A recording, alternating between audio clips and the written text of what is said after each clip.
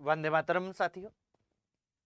आज हम जो हमारा ग्रेड थर्ड की मुख्य परीक्षा में कॉमन 80 क्वेश्चन है, उसका टेस्ट नंबर 3 उसका सॉल्यूशन देखेंगे। और इसमें क्या है कि पूरा राजस्थान जी के 65 क्वेश्चन है, फिर हमारे 10 क्वेश्चन साइकोलॉजी की हैं और 5 क्वेश्चन सूचना तकनीकी के हैं। तो राजस्थान जीके के लिए जो भी अभ्यर्थी हैं वो राजस्थान जीके वाली किसी भी प्रतियोगी परीक्षा के लिए तो वो समान रूप से महत्वपूर्ण रहेगा। साइकोलॉजी है लास्ट में है 10 क्वेश्चन, तो वो भी महत्वपूर्ण रहेंगे। सूचना तकनीकी भी रहेगी। राजस्थानी भाषा में बोलियों के संदर्भ में कौन सा कथन सत्य है? राजस्थानी जो भाषा है, इस राजस्थानी भाषा में बोलियों के संदर्भ में कौन सा कथन सत्य है, ये हमें बताना है मित्रों। अब देखिए, बोलियों के संदर्भ में कौन सा कथन सत्य है, क्या है? जॉर्ज अब्राहम ग्रियर्सन ने राजस्थानी भाषा को 2 उपशाखाओं में बांटा है। अब देखिए, राजस्थानी भाषाओं को 2 उपशाखाओं में बांटा है, ये सही नहीं है। क्या है? सही नहीं है। जॉर्ज अब्राहम ग्रियर्सन है, इनके आगे भी चर्चा करेंगे, अपने इनकी पुस्तक है और इनकी चर्चा डिटेल में करेंगे, एक बार मैं यहां नहीं कर रहा हूं। विस्तार और साहित्य की दृष्टि से मेवाड़ी राजस्थान में सर्वाधिक महत्वपूर्ण भाषा है। अब देखिए, विस्तार है, विस्तार की दृष्टि से, साहित्य की दृष्टि से कौन सी भाषा है? मारवाड़ी है, मेवाड़ी नहीं है, ये भी गलत है। इसके बाद में पश्चिमी राजस्थानी के यानी मारवाड़ी के साहित्यिक रूप को पिंगल कहा जाता है। मारवाड़ी के साहित्यिक रूप को पिंगल नहीं कहा जाता, मारवाड़ी के साहित्यिक रूप को क्या कहते हैं? डिंगल कहते हैं। साहित्यिक तौर पर राजस्थान की भाषाओं को डिंगल और पिंगल में जाना जाता है, तो ये भी गलत है। लास्ट क्या है? उक्त सभी कथन असत्य है, तो ये हमारा उत्तर होगा भी इनमें से कोई भी कथन है वो सत्य नहीं है। इनमें से कोई भी कथन सत्य नहीं है, ये अपने ध्यान रखना है। ये हमारा पहला क्वेश्चन। सेकंड देखेंगे, निम्न कथनों को ध्यानपूर्वक पढ़ें। राजस्थान का सर्वाधिक समृद्ध और महत्वपूर्ण भाषा है, यह राजस्थान की क्या चीज है? अब देखिए, ये अच्छा, उक्त, पहले इसको उल्टा पढ़ना पड़ेगा अपने को। उक्त कथन राजस्थान की किस भाषा से संबंध रखते हैं? ये जो 4 ऑप्शन दिए गए हैं ना, इन 4 ऑप्शन में ऊपर जो कथन दिए गए हैं कौन सी भाषा से संबंधित है, ये हमें बताना है। पहला है कि यह राजस्थान की सर्वाधिक समृद्ध और महत्वपूर्ण भाषा है। विशुद्ध रूप से यह केवल जोधपुर व आसपास के क्षेत्रों में बोली जाती है। विशुद्ध रूप से तो आसपास, जोधपुर और आसपास की बोली जाती है। इसके अलावा मिक्सचर के रूप में तो बहुत जगह बोली जाती है। इसकी उत्पत्ति गुर्जरी अपभ्रंश से हुई है। कुल्यमाला में इसे मरु भाषा कहा गया है। कुल्यमाला जो उदोतन सूर्य की रचना है, ये मरु भाषा कहा गया है। ये सारी की सारी बातें किसके लिए आ रही है? ये सारी की सारी बातें आ रही हैं वो मारवाड़ी के लिए आ रही है। अब मारवाड़ी के लिए ये सभी सर्वाधिक समृद्ध और महत्वपूर्ण भाषा है। जोधपुर और आसपास के क्षेत्र में विशुद्ध रूप से बोली जाती है, गुर्जरी अपभ्रंश है। और कुल्यमाला जो उदोतन सूर्य ने लिखी है, उस रचना में इसको 18 भाषाओं का उल्लेख किया है, उसमें उसमें इसको मरु भाषा कहा गया है। ठीक है मित्रों, अगले क्वेश्चन की ओर बढ़ते हैं। अगला देखिए, निम्न में से किस राजस्थानी बोली को जयपुरी या झारसाई कहा जाता है? जयपुर और आसपास के क्षेत्र में जो बोली जाती है उसको क्या कहते हैं? झारसाई। सिक्के भी जयपुर में है, सिक्के भी है, तो ये ढूंढाड़ी बोली है। ढूंढाड़ी बोली है, ये जयपुर और आसपास के क्षेत्र में बोली जाती है। कहां बोली जाती है? जयपुरी अथवा जयपुर व आसपास के क्षेत्र में ढूंढाड़ी बोली बोली जाती है। ये अपने को ध्यान रख लेना है मित्रों, अपने को ये पता भी होता है। ठीक है, खेराड़ी बोली है, ये भीलवाड़ा, भीलवाड़ा की भी जहाजपुर जो तहसील है इस क्षेत्र में मेवाड़ी बोली, मेवाड़ी बोली है। ये कहां बोली जाती है? ये उदयपुर है, वह उसके आसपास का क्षेत्र है, यानी उदयपुर जो संभाग है ना, उसको हम पूरे को कह सकते हैं मेवाड़ी बोली बोली जाती है। बागड़ी कहां बोली जाती है? तो बागड़ी डूंगरपुर बांसवाड़ा में बोली जाने वाली बोली है, डूंगरपुर बांसवाड़ा। इसको हम क्या कहते हैं? इसको हम भीली भी कहते हैं। डूंगरपुर बांसवाड़ा क्षेत्र में बागड़ी बोली जाती है। इसे हम क्या कहते हैं, इसे हम भीली बोली भी कहते हैं। अगला क्वेश्चन, तोराबाटी। अगला क्वेश्चन क्या था हमारा, ये देखिए, तोराबाटी किस राजस्थानी भाषा की उपबोली है? तोराबाटी मेवाड़ी की, मेवाती की, हाड़ौती की या ढूंढाड़ी की? तोराबाटी किसकी उपबोली है? तो तोराबाटी कहां बोली जाती है? ये सिक्कर व आसपास के क्षेत्र में बोली जाती है, सिक्कर में बोली जाती है। और सिक्कर वाला किससे संबंधित है? ढूंढाड़ी से संबंधित है। और ये क्या है? तोराबाटी ढूंढाड़ी की उपबोली है। ये अपने को ध्यान रख लेना है मित्रों। अगला क्वेश्चन देखेंगे, हाड़ौती का भाषा के अर्थ में सर्वप्रथम प्रयोग किसके द्वारा किया गया? हाड़ौती जो है इसका भाषा के अर्थ में सर्वप्रथम प्रयोग किया जाता है मित्रों, वो 1875 ईस्वी में किया जाता है। और किस में किया जाता है? हिंदी व्याकरण में किया जाता है। और ये हिंदी व्याकरण किसकी रचना थी? तो ये हिंदी व्याकरण जो रचना थी साथियों, ये रचना थी कैलोग की। किसकी रचना है? कैलोग ने हाड़ौती को भाषा के रूप में सबसे पहले 1875 में कहां किया था? ये हिंदी व्याकरण जो अपनी रचना थी इसमें उल्लेखित किया था सबसे पहले। ठीक है मित्रों, अगले क्वेश्चन की ओर बढ़ते हैं। राजस्थान की किस जिले में ब्रज भाषा बोली जाती है? ब्रज भाषा है, ये ब्रज भाषा मुख्यतः कहाँ है? आगरा व मथुरा, यानी मथुरा के आसपास के क्षेत्र में कह दें हम, कहां की? मथुरा के आसपास का क्षेत्र है, यहां पे बोली जाती है यूपी में। और इस मथुरा के आसपास वाले क्षेत्र का हमारा संबंध किससे है? कौन सा जिला लगता है मथुरा के आसपास? तो ये भरतपुर जिला लगता है। और भरतपुर में हमारी ब्रज भाषा है, ये बोली जाती है। अगले क्वेश्चन की ओर बढ़ते हैं मित्रों। अगला देखिए, कवि सूर्यमल मिश्रण की अधिकांश रचनाएं किस भाषा में? कवि सूर्यमल मिश्रण है, ये कहां के रहने वाले थे? ये बूंदी के रहने वाले थे। और बूंदी के शासक राम सिंह के दरबारी कवि थे। राम सिंह के क्या थे? ये दरबारी कवि थे। अब देखिए, अपने को पता है कि इनकी प्रसिद्ध रचनाएं, सूर्यमल मिश्रण की रचनाएं हैं, बहुत सी रचनाएं हैं, क्रांतिकारी कवि कहा जाता है इनको। और इनमें सबसे प्रसिद्ध है वो वंश भास्कर है। वंश भास्कर, ये ध्यान रखनी है रचनाएं, इसलिए मैं लिख रहा हूं, ये पूछी जाती है। इसके अलावा हमारे यहां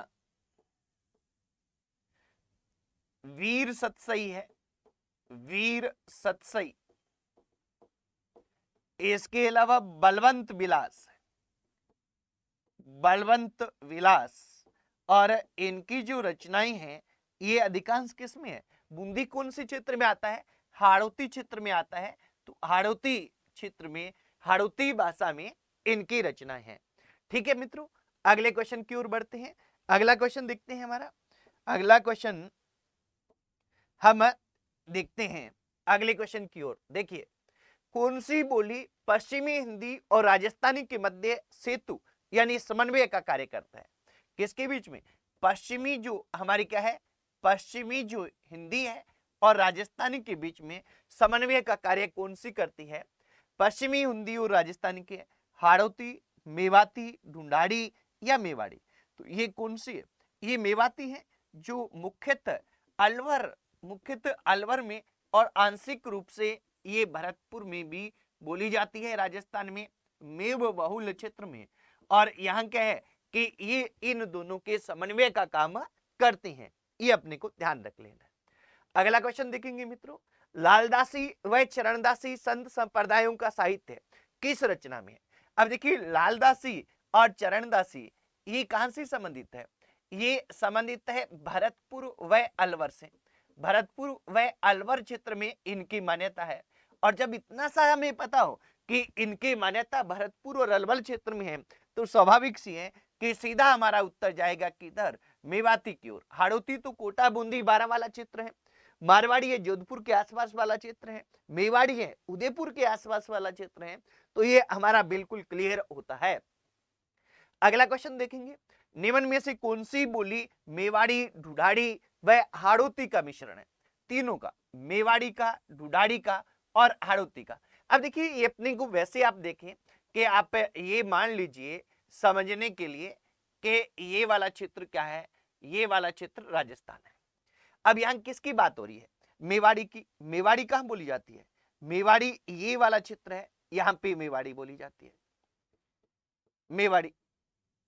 ठीक है, ढूढ़ाड़ी जयपुर और आसपास का जो क्षेत्र है यहां पे ढूढ़ाड़ी बोली जाती है, ढूढ़ाड़ी।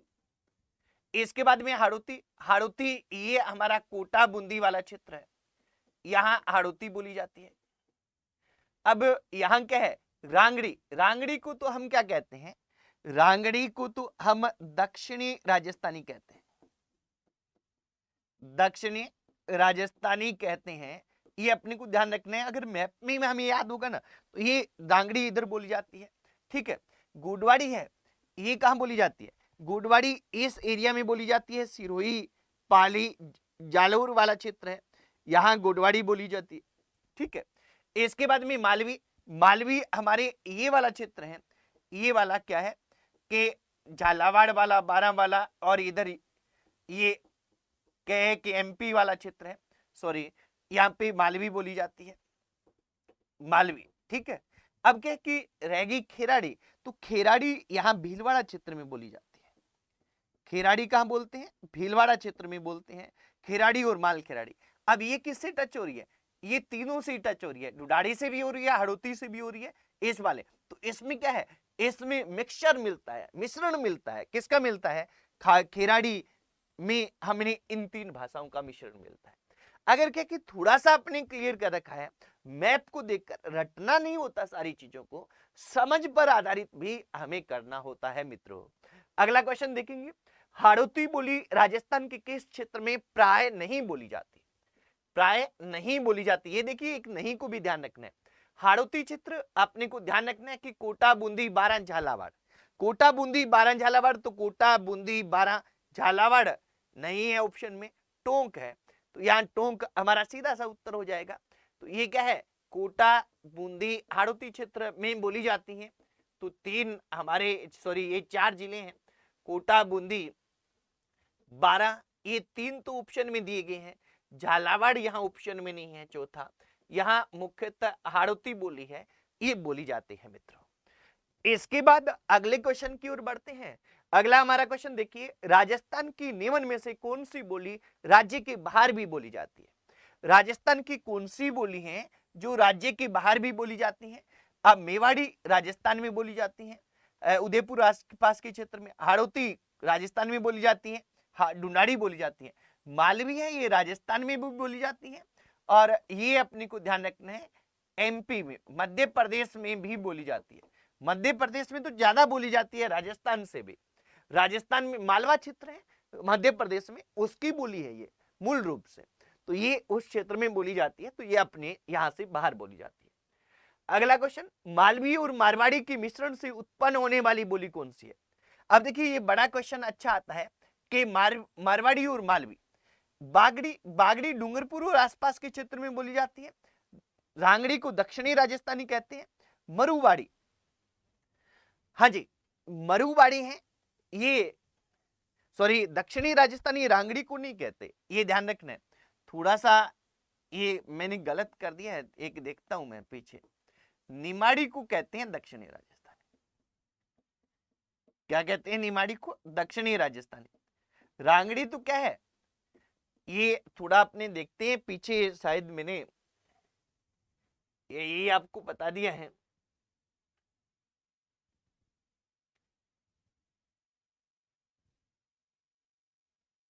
हाँ ये रहा, ये दक्षिणी राजस्थानी नहीं है, ये आप इसको सही कर लें।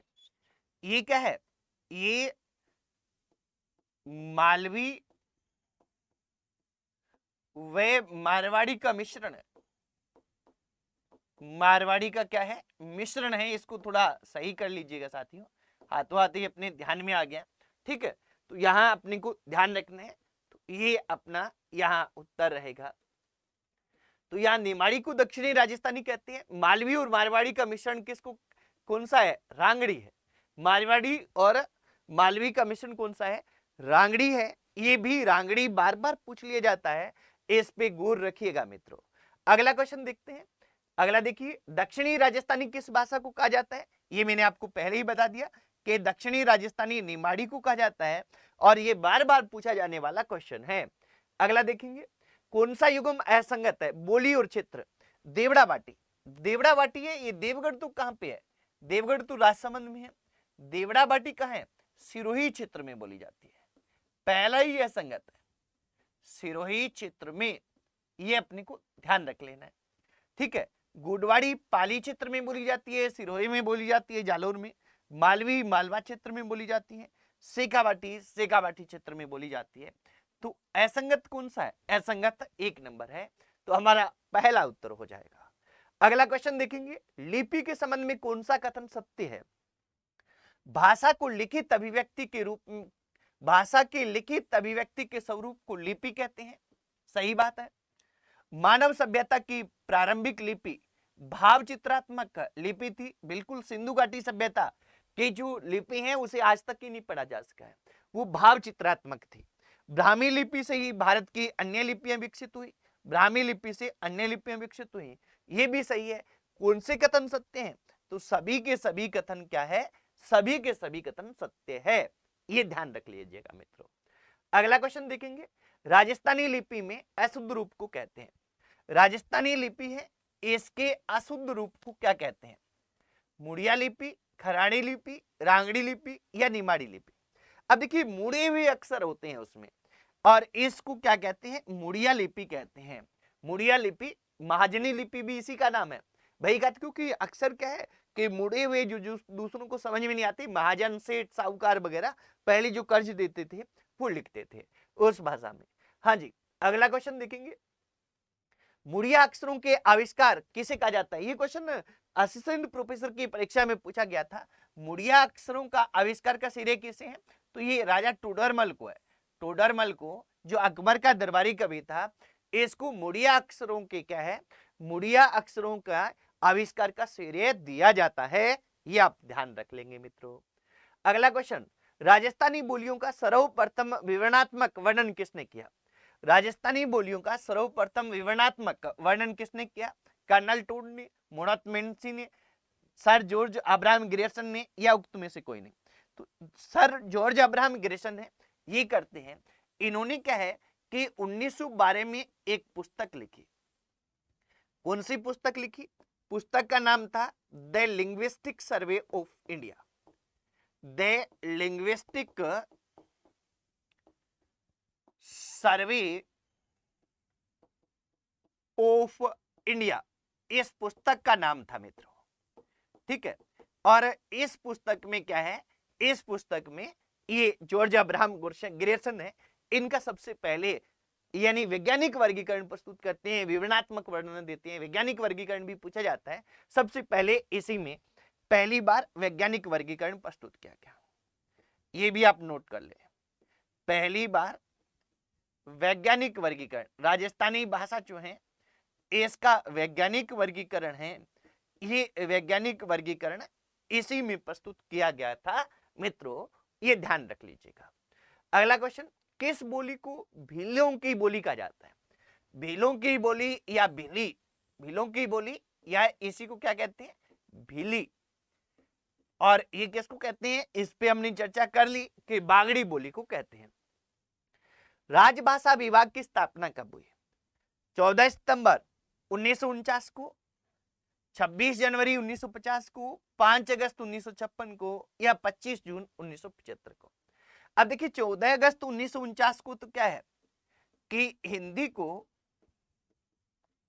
राष्ट्रीय भाषा घोषित किया जाता है। हिंदी को क्या किया गया है?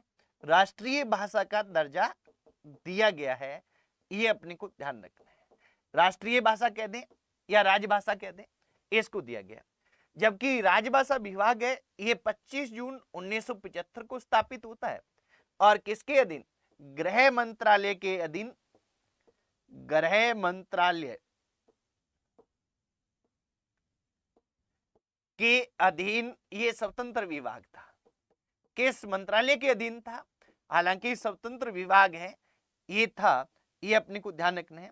तो गृह मंत्रालय के अधीन ये स्वतंत्र विभाग था, ये अपने को ध्यान रखना है। ठीक है, इसके बाद में अगले क्वेश्चन की ओर देखते हैं। सोडवाड़ी, पाटवी, रतलामी, उदमवाटी मुख्य उपबोलियां हैं। ये सारी उपबोलियां किसकी है? ये मालवी की उपबोलियां हैं। मालवी भाषा है, ये मध्य प्रदेश में मुख्यतः बोली जाती है और ये बोलियां भी कहां बोली जाती है? मध्य प्रदेश में ही बोली जाती है। विजयदान देथा किस भाषा के लेखक थे? हिंदी, संस्कृत, गुजराती, राजस्थानी? तो ये तो बड़ा सिंपल सा है, अपने को पता है कि विजयदान देथा है, जिनका उपनाम क्या था? इनका उपनाम भी बड़ा पूछा जाता है, इनका उपनाम था बीजी। और इनकी जो कहानी थी, बहुत सी रचनाएं हैं। इस कहानी जो दुविधा है, ये हमें पीछे रीट में पूछी गई थी, दुविधा। इस कहानी दुविधा पर क्या है? दुविधा पर पहली फिल्म बनी थी, पहली फिल्म है ये, इनकी कहानी दुविधा पर बनी थी। और ये मूलतः कहां के रहने वाले हैं? तो ये बोरुंदा, अभी तो इनकी मृत्यु हो गई है, बोरुंदा जोधपुर में जन्म हुआ और यहीं पर ये आजीवन रहे। विजयदान देथा राजस्थान के, राजस्थानी भाषा के प्रसिद्ध साहित्यकार हैं। अगला क्वेश्चन देखेंगे, निम्न में से किस जिले में मेवाड़ी सामान्यतः नहीं बोली जाती? अब मेवाड़ी उदयपुर संभाग में बोली जाती है और उदयपुर और आसपास के क्षेत्र में बोली जाती है। कहां नहीं बोली जाती? उदयपुर में बोली जाती है। पाली, पाली में नहीं बोली जाती, भीलवाड़ा में बोली जाती है, चित्तौड़गढ़ में बोली जाती है। तो यहाँ क्या है? पाली है, यहां नहीं बोली जाती, बाकी सभी जगह मेवाड़ी बोली जाती है जो ऑप्शन में है। तो थोड़ा सा क्राइटेरिया भी हमने को ध्यान रखना है, इस तरह के क्वेश्चन है वो बन सकते हैं। अगला क्वेश्चन, निम्न में से मारवाड़ी बोली का साहित्यिक रूप? अब देखिए साहित्यिक रूप है वो दो ही हैं, डिंगल और पिंगल। मारवाड़ी का साहित्यिक रूप हमने पहले ही बात कर ली थी कि डिंगल है, वहां पिंगल दिया होता है, सत्य था। तो मारवाड़ी के साहित्यिक रूप को डिंगल कहा जाता है। राजस्थानी भाषा के लिए राजस्थानी शब्द सर्वप्रथम किसने प्रयोग किया? तो राजस्थानी भाषा के लिए राजस्थानी शब्द जॉर्ज अब्राहम ग्रेसन है, जो हमने पीछे बात की थी कि 1912 में वो the linguistic survey of India पुस्तक लिखते हैं, उसमें पहली बार राजस्थानी भाषा का वैज्ञानिक वर्गीकरण प्रस्तुत करते हैं। और उसी में क्या है, उसी में वो पहली बार क्या करते हैं मित्रों, उसी में पहली बार राजस्थानी भाषा के लिए राजस्थानी शब्द का प्रयोग करते हैं। ये अपने को ध्यान रखना है। इसके बाद फिर हम अगले क्वेश्चन की ओर बढ़ेंगे। अगला हमारा क्वेश्चन क्या है, देखिए, राजस्थानी भाषा का उद्गम किस भाषा से हुआ? प्राकृत भाषा से, संस्कृत भाषा से, पाली भाषा से या अपभ्रंश भाषा से? तो राजस्थान में उद्गम होता है राजस्थानी का, वो अपभ्रंश से होता है। कैसे होता है? अपभ्रंश से होता है। ये अपने को ध्यान रख लेना है साथियों, ठीक है। इसके बाद में अगले क्वेश्चन की ओर देखते हैं हम। क्षेत्रफल की दृष्टि से प्रथम स्थान किस बोली का है? क्षेत्रफल की दृष्टि से, अब देखिए, मेवाड़ी का, मारवाड़ी का, हाड़ौती का या मेवाती का? तो यहाँ क्या है, मारवाड़ी सबसे बड़े क्षेत्र पर बोली जाती है और सर्वाधिक जनसंख्या द्वारा बोली जाने वाली, ये भी क्वेश्चन आ सकता है साथियों, ये आप नोट कर लीजिएगा कि सर्वाधिक जनसंख्या किसके द्वारा? सर्वाधिक जनसंख्या द्वारा बोली जाने वाली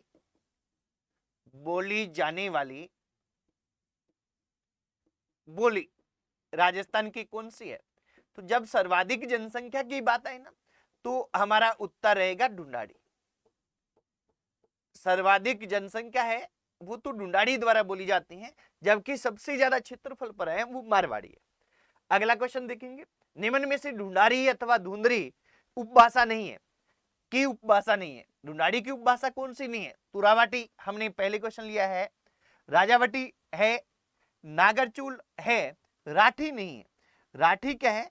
ये अलवर क्षेत्र में बोली जाने वाली भाषा है और ढूंढाड़ी कहां बोली जाती है? जयपुर और आसपास के क्षेत्र में, और ये उपबोलियां भी जयपुर और आसपास के क्षेत्र में बोली जाती है। ये क्या है? जयपुर व आसपास के क्षेत्र में बोली जाती है और इसकी उपबोलियां भी यहां रहती हैं जयपुर व आसपास के क्षेत्र में। ये अपने को ध्यान रख लेना है मित्रों। अगला क्वेश्चन देखेंगे, राजस्थानी भाषा में पाथल और पिथल की रचना किसने की? पाथल ये कौन थे? महाराणा प्रताप। पाथल किसको बताया गया है इसमें? महाराणा प्रताप को। और पिथल पृथ्वीराज राठौड़ को। पृथ्वीराज राठौड़ है, इनको बताया गया है। इसकी रचना किसने की थी? तो इसकी रचना कन्हैयालाल सेठिया ने की थी। और कन्हैयालाल सेठिया है, इनका जन्म है, ये सुजानगढ़ चूरू में हुआ था।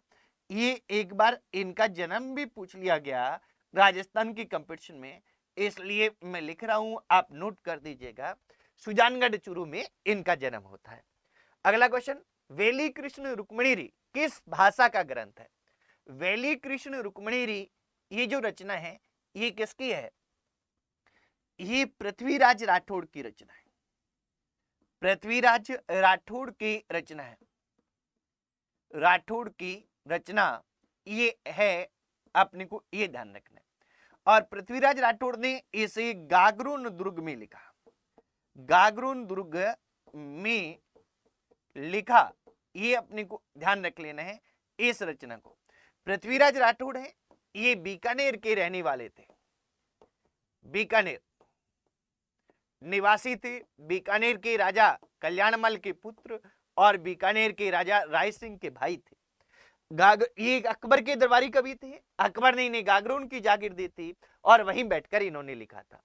वेली कृष्ण रुक्मिणी हैं, इसको कवि जो दुर्सा आडा है, अब कवि दुर्सा आडा है, इन्होंने क्या किया था? इन्होंने इस रचना को पांचवा वेद व 19वां पुराण का था। 19वां पुराण, पांच वेद कितने हैं? 4, तो इसको पांचवा वेद, पुराण है 18, तो इसे 19वां क्या है? पुराण का था। और ये रचना बोली गई है वो कौन सी भाषा में है? तो ये उत्तरी मारवाड़ी में बोली गई है। कौन सी भाषा है? उत्तरी मारवाड़ी है, ये आप ध्यान रख लीजिएगा मित्रों। अगला क्वेश्चन देखेंगे, डिंगल और पिंगल क्या है? राजस्थान का प्रसिद्ध प्रेमी युगल, राजस्थानी भाषा की शैलियां। राजस्थानी भाषा की शैलियां हैं, ये तो पश्चिमी राजस्थान में जो साहित्यिक रूप है, पश्चिमी राजस्थान में जो कहे कि साहित्यिक रूप है भाषा का, उसे डिंगल कहते हैं। और जो पूर्वी राजस्थान में भाषा का साहित्यिक रूप है वो क्या कहलाता है? पिंगल कहलाता है। ये अपने को ध्यान रख लेना है। निम्न में से किसने अपने लेखन में मेवाती भाषा का प्रयोग नहीं किया? मेवाती भाषा का प्रयोग नहीं किया। अब देखिए, मेवाती का एक सीधा सा पता चलना चाहिए। मेवाती अलवर और भरतपुर क्षेत्र में बोली जा रही है। तो यहाँ लालदास जी कहाँ के हैं? अलवर के, भरतपुर के हैं। चरणदास जी अलवर के हैं। सुंदरदास जी ये क्या है? ये दादू दयाल के शिष्य थे। कौन थे? ढूढ़ाड़ी भाषा में इनकी रचनाएं हैं। दादू दयाल के शिष्य हैं। सहजोबाई चरणदास जी के शिष्य हैं। तो यहाँ क्या है कि इनकी रचनाएं नहीं है, बाकी सभी की क्या है? मेवाती में रचनाएं हैं, क्योंकि ये अलवर भरतपुर क्षेत्र के ये संत लोग हैं। राजस्थानी भाषा का उत्पत्ति काल 13वीं शताब्दी का प्रारंभिक काल, 12वीं शताब्दी का अंतिम चरण। तो 12वीं शताब्दी का अंतिम चरण है, यह राजस्थानी भाषा का उत्पत्ति काल है, यह माना जाता है। अगला क्वेश्चन देखेंगे, जगरोती बोली किस जिले में बोली जाती है? तो जगरोती बोली है ये करौली में बोली जाती है। कहां पे बोलते हैं मित्रों? करौली में जगरोती बोली बोली जाती है, ये ध्यान रखेंगे। अब देखिए, काफी अच्छा क्वेश्चन है। विक्रमी संवत 835 ईस्वी सन कौन सा हो गया? 913 ईस्वी में उदोतन श्री द्वारा लिखित कुवल्यमाला में मरु भाषा सहित कितनी देशी भाषाओं का उल्लेख किया गया? ये मैंने पीछे बताया, आपने थोड़ा ध्यान दिया हो तो, कि उसमें क्या है? कुवल्यमाला में 18 भाषाओं का उल्लेख किया गया है। उसमें मारवाड़ी के लिए मरु भाषा शब्द का प्रयोग किया गया है। अगला क्वेश्चन देखेंगे, राजस्थानी साहित्य की गौरवपूर्ण परंपरा के रचयिता कौन है? अमरचंद नाहटा, जयसिंह नीरज, हीरालाल महेश्वरी, दशरथ शर्मा। तो इसके अमरचंद नाहटा है, या इनको अगरचंद नाहटा भी कहते हैं। ये क्या है? राजस्थानी साहित्य की गौरवपूर्ण परंपरा, इसकी इनकी ये रचना है। अगला क्वेश्चन देखेंगे, सर्वप्रथम राजस्थानी भाषा का शब्दकोश किसने तैयार किया? तो सीताराम लालस। सीताराम लालस है, ये जोधपुर के हैं और इन्होंने राजस्थानी भाषा का सबसे बड़ा शब्दकोश तैयार किया और इसके लिए इन्हें क्या है? पद्मश्री अवार्ड भी मिल चुका है। पद्मश्री अवार्ड है, ये भी इनको मिल चुका है, सीताराम लालस को, जोधपुर के रहने वाले। अगला क्वेश्चन, विजयपाल रासू के रचयिता। विजयपाल सारंगधर का कौन सा है? सारंगधर का हमीर रासो है, नल सिंह का विजयपाल रासो है, नरपति नाहल का विग्रह राज्य बिसलदेव रासो है। चंद बरदाई की रचना कौन सी है? इनका सारंगधर का तो कौन सा हो गया? सारंगधर का हो गया हमीर रासो। ये भी पूछे जाते हैं इसलिए नोट कर लीजिए। नरपति नाल का बीसल देव रासो, बीसल देव रासो। और चंदबरदाई का, इन चंदबरदाई की प्रसिद्ध रचना है पृथ्वीराज रासो।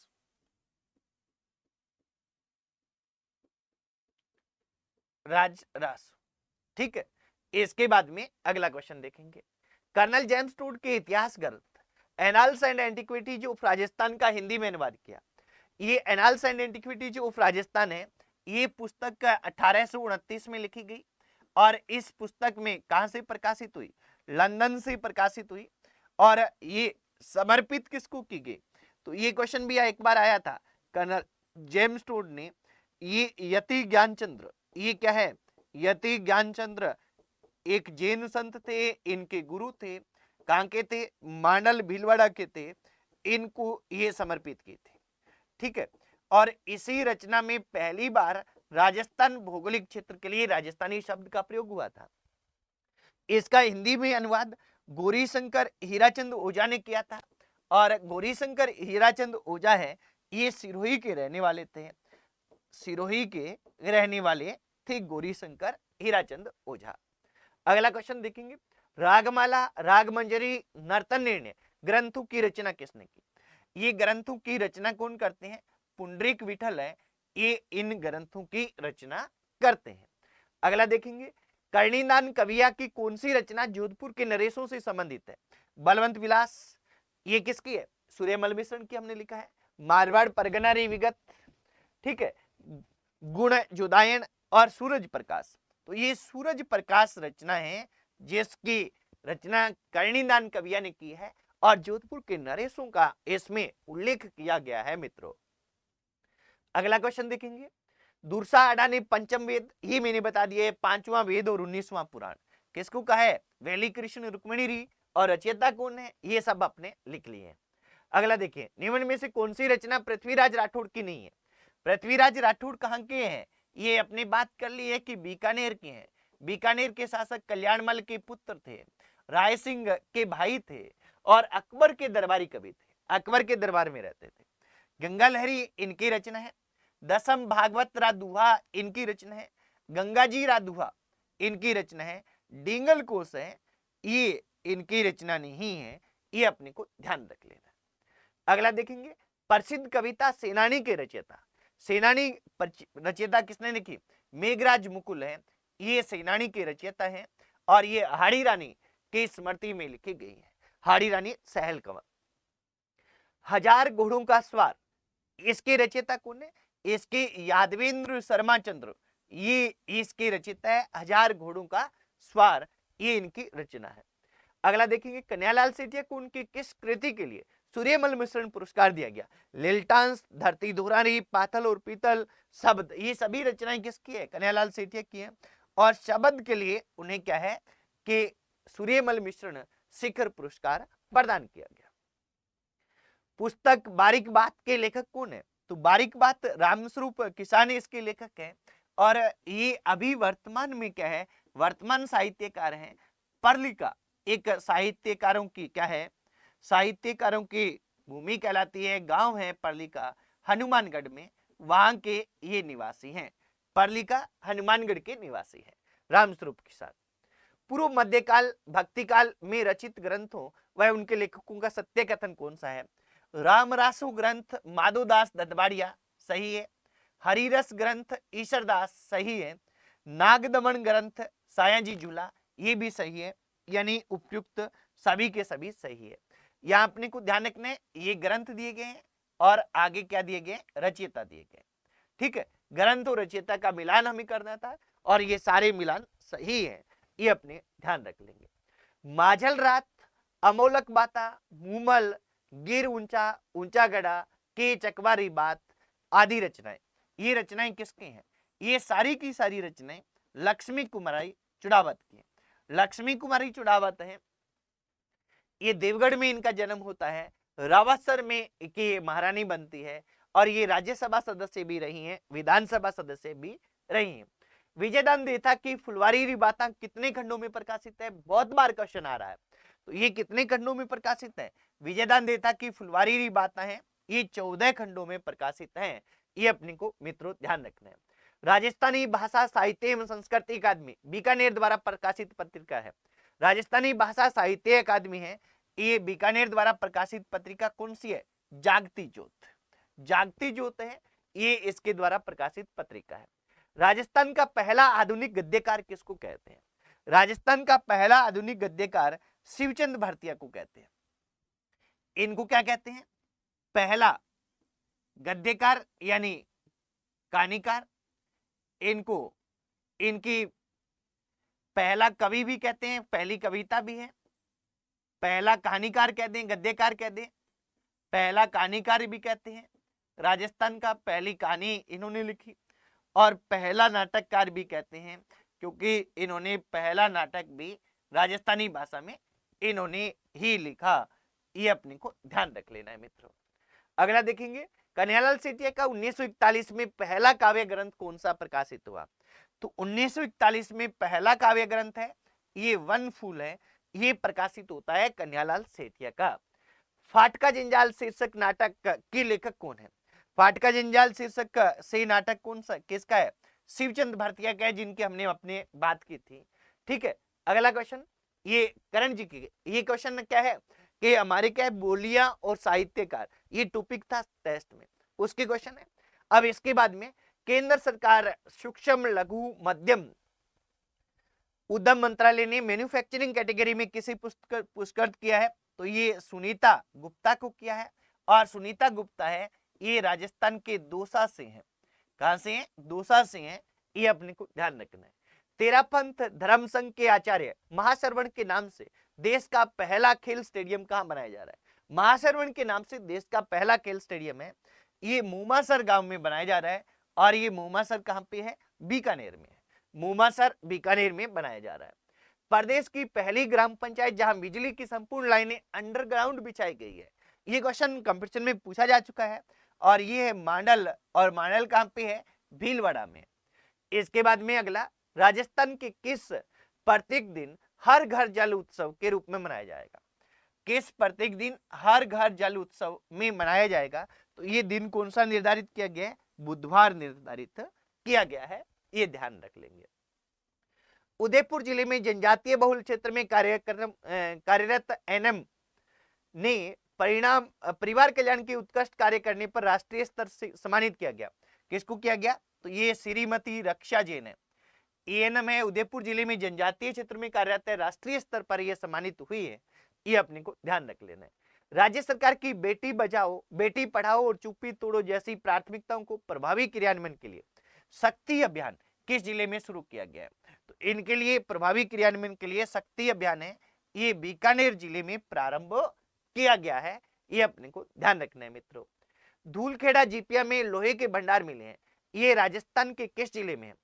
धूलखेड़ा जीपिया में लोहे के भंडार मिले हैं, और ये राजस्थान के किस जिले में है, ये हमें बताना है साथियों, फटाफट से बता देंगे। हाँ जी, धूलखेड़ा जीपिया है, ये राजस्थान के किस जिले में है, ये बताएं। तो ये राजस्थान के कौन से जिले में है? ये है भीलवाड़ा में, ये अपने को ध्यान रखना है। अगला क्वेश्चन, राजस्थानी भाषा का रचना माछलियारा आंसू की केंद्रीय साहित्य अकादमी द्वारा बाल साहित्य पुरस्कार 2022 किसने दिया गया? रचना कौन सी है? राजस्थानी भाषा की रचना है माछलियारा आंसू, ये रचना भी पूछी जाती है, किसकी है ये? तो के लिए किसे बाल साहित्य पुरस्कार प्रदान किया गया है? तो ये विश्वामित्र धादिच है, इनको प्रदान किया गया है, ये अपने को ध्यान रखना है, विश्वामित्र धादिच। अगला क्वेश्चन, राज्य जनजातीय क्षेत्र विकास विभाग द्वारा समाई माता मंदिर को इको टूरिज्म बनाने की घोषणा की गई है। ये समाई माता मंदिर है, ये किस जिले में है, ये हमें बताना है। तो समाई माता मंदिर कहां पे है? बांसवाड़ा जिले में है, ये ध्यान रखेंगे। अगला क्वेश्चन, राजस्थान के किन दुर्गों को best destination in India silver outlook traveller award 2022 प्राप्त हुआ है। तो ये राजस्थान के दो दुर्गों को प्राप्त हुआ है, कुंभलगढ़ और चित्तौड़गढ़ को, कुंभलगढ़ और चित्तौड़गढ़ को। बहुआयामी बुद्धिमत्ता के गार्डनर के सिद्धांत में कौन सी बुद्धिमत्ता सम्मिलित नहीं है? तो इनके कौन सी बुद्धिमत्ता सम्मिलित नहीं है? तो ये अपने रीट में पूछा गया है, पीछे 2022 में हुई थी। तो सामूहिक बुद्धि है, इन्होंने 9 प्रकार की बुद्धि दी है। आप पढ़ के गए हैं तो इनको पढ़ के जाइएगा, यहां से क्वेश्चन मिलेगा। उनमें सामूहिक बुद्धि सम्मिलित नहीं है। बुद्धि लब्धि का सूत्र होता है MA/CA गुणा 100, MA/ मानसिक आयु बटे वास्तविक आयु गुणा 100, ये बुद्धि लब्धि का सूत्र होता है। बेसल आयु किसके मापन से संबंधित है?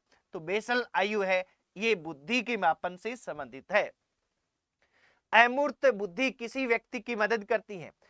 अमूर्त बुद्धि इंजीनियर बनने में, औद्योगिक कार्यकर्ता में, सामाजिक कार्यकर्ता में या समस्या को सुलझाने में। अमूर्त बुद्धि है उसमें संश्लेषण विश्लेषण किया जाता है, आलोचनात्मक विश्लेषण होता है, तो इसमें समस्या को सुलझाने में किया जाता है। निम्न में से कौन सा समूह अशाब्दिक बुद्धि परीक्षण है? अशाब्दिक बुद्धि, सामूहिक अशाब्दिक बुद्धि परीक्षण, सामूहिक अशाब्दिक बुद्धि परीक्षण है आर्मी बीटा टेस्ट। कौन सा है? आर्मी बीटा टेस्ट को कहते हैं। रमन और अनमोल की एक ही बुद्धि लब्धि है जो 120 है। रमन अनमोल से 2 वर्ष छोटा है। यदि अनमोल 12 वर्ष का है तो रमन की आयु कितनी होगी? अब देखिए, रमन और अनमोल की बुद्धि लब्धि एक ही है और रमन क्या है? अनमोल से 2 वर्ष छोटा है, अनमोल 12 वर्ष का है, तो रमन की मानसिक आयु क्या होगी, ये हमसे पूछा है। अब देखिए, बुद्धि लब्धि के बराबर क्या होता है? IQ बराबर MA मानसिक आयु बटे CA वास्तविक आयु गुणा 100, ये होता है। हमें क्या बताया गया है? बुद्धि लब्धि पहले दे दी गई है कि 120 है। अब मानसिक आयु, मानसिक आयु में देखो, रमन और अनमोल दोनों की बुद्धि लब्धि कितनी है? 120। रमन अनमोल से 2 वर्ष छोटा है। यदि अनमोल 12 वर्ष का है तो रमन 2 वर्ष छोटा है, तो कितने साल का हो जाएगा? 10 साल का। तो उसकी वास्तविक आयु कितनी हो जाएगी? 10। ठीक है, तो रमन की मानसिक आयु क्या है? रमन की मानसिक आयु हमें पता नहीं है, ज्ञात करनी है, गुना 100। अब देखिए, अपने को पता है कि जब हम पक्षांतरण करते हैं तो जो गुना हो रहा है वो क्या हो जाता है? भाग हो जाता है, और जो भाग हो रहा है वो क्या हो जाता है? गुना हो जाता है। तो यहां क्या होगा? यहां हो जाएगा 12। कितना हो जाएगा? ये 12 बच जाएगा। तो 12 वर्ष मानसिक आयु किस क्या होगी? उसकी मानसिक आयु 12 वर्ष होगी। मानसिक उसकी 12 वर्ष होगी और उसकी 10 वर्ष वास्तविक आयु होगी। ठीक है, अगला क्वेश्चन, अधिगम आदतें ज्ञान अभिवृत्ति को अर्जित करना है। उक्तानुसार ये कथन किसका है? अधिगम आदतें ज्ञान और अभिवृत्तियों को अर्जित करना है, तो ये क्रू एंड क्रू ने कहा था। क्रू एंड क्रू ने कहा था। अधिगम क्रिया परिभाषित होती है विद्यालय के भौतिक वातावरण में, विद्यालय के मनोवैज्ञानिक वातावरण में, विद्यालय के भौतिक और मनोवैज्ञानिक दोनों प्रकार के पर्यावरण में, दोनों में होती है। अगला, पुरस्कार और दंड का अनुचित प्रयोग अधिगम को बनाता है। अनुचित, ये ध्यान रखना है, पुरस्कार एवं दंड वास्तव में वैसे ही नकारात्मक होते हैं। पुरस्कार भी नकारात्मक होता है, ये ध्यान रखना है, दंड तो होता ही होता है। प्रभावपूर्ण अधिगम उपयोगी, प्रभावहीन प्रभावहीन रहेगा, अनुचित प्रयोग प्रभावहीन होगा। निम्न में से कौन सा शिक्षक संबंधित कारक को अधिगम को प्रभावित करता है? निम्न में से कौन सा शिक्षक संबंधित कार्य का जो अधिगम को प्रभावित करता है? शिक्षक से संबंधित विषय वस्तु पर निपुणता, शिक्षक को प्रदान की गई सुविधाएं, ये नहीं है। शिक्षक अधिगम संसाधनों की उपलब्धता, बैठने की उचित व्यवस्था, यानी विषय वस्तु पर निपुणता। इसके बाद में सूचना प्रौद्योगिकी के 5 क्वेश्चन के सॉफ्टवेयर तकनीक की विशेषता नहीं है। सॉफ्टवेयर तकनीक कोमल तकनीकी उपागम है, बिल्कुल। अनुदेशन तकनीकी भी कहते हैं, सही है। शैक्षिक तकनीकी प्रथम भी कहते हैं, ये नहीं कहते इसको। और इसका आधार मनोविज्ञान है, तो यहां उत्तर नंबर 3 हो जाएगा। अगला, साक्षात मानव संसाधन मंत्रालय द्वारा ICT पर लाई गई है एक किताब, एक परियोजना, एक विभाग, एक अभियान या एक one stop portal. One stop portal है जो 2006 से प्रारंभ किया गया है, 2006 से चलाया गया। सूचना प्रौद्योगिकी क्या है? प्रभावशाली सूचना की प्रक्रिया, पर्दातैक्तिकरण, मूल्यांकन की प्रक्रिया, आंतरिक तकनीकी। तो सूचना प्रौद्योगिकी क्या है? प्रभावशाली सूचना की प्रक्रिया है। एनालॉग और डिजिटल दोनों कंप्यूटरों का समावेश करने वाला कंप्यूटर होता है। क्या होता है computer? Super computer, analog, digital या हाइब्रिड, दोनों का कर रहा है तो हाइब्रिड होता है।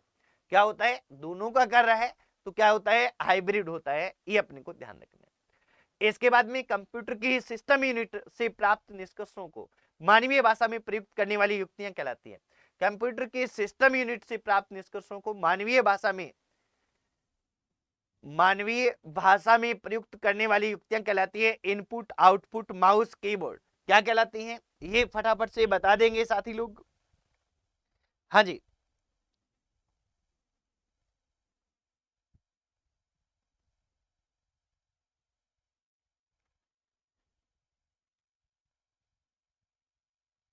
ये क्या कहलाती है? अब देखो, कंप्यूटर सिस्टम यूनिट से प्राप्त निष्कर्षों को मानवीय भाषा में प्रयुक्त करेगी। तो पहले प्राप्त करेगी, फिर प्रयुक्त करेगी तो क्या हो जाएगा? आउटपुट युक्ति हो जाएगा। ये अपने क्या है? ये हमारे ये टेस्ट नंबर हमारा 3 था। अब नेक्स्ट टेस्ट है, वो नेक्स्ट वीडियो मिलेंगे। तब तक के लिए जय हिंद, वंदे मातरम।